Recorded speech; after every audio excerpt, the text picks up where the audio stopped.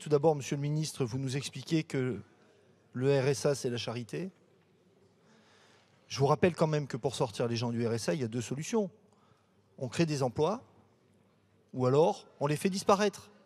Et nous, on pense que votre texte, vous cherchez à les faire disparaître. Et Monsieur Bazin, quand j'écoute dire qu'il n'y a aucune raison objective de travailler, je vous rappelle juste quand même qu'il y a 8 fois plus de demandeurs d'emploi que d'emplois disponibles. Et il me semble que ça constitue quand même une raison objective à ne pas travailler. Sur les deux éléments sur lesquels on débat depuis le départ, la question des 15 heures d'activité et de l'activité. Mais moi, je ne suis pas contre la question de l'activité. D'ailleurs, ça se pratique. Ça se pratique, mais la question qui est posée, c'est est-ce que l'activité est au service de l'insertion professionnelle ou est-ce que l'activité n'est conçue que comme une contrepartie à la solidarité et qui devient un outil d'exclusion. Et vous, tel que vous concevez l'activité, vous en faites un outil d'exclusion puisqu'on force à l'activité. Quand c'est un outil d'accompagnement, ça se passe très bien, mais on ne peut pas forcer à l'activité. Deuxième chose, le contrat, ça a toujours existé le contrat quand on accompagne des demandeurs d'emploi. Mais c'est la même chose.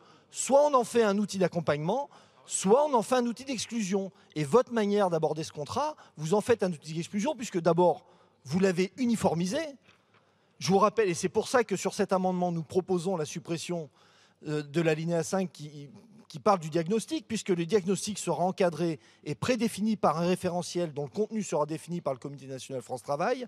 La place laissée à l'expression du demandeur d'emploi, la place laissée aux singularités des parcours de chacun va donc être très mince, voire inexistante, alors même que France Travail va être confronté à des personnes au profil extrêmement hétérogène.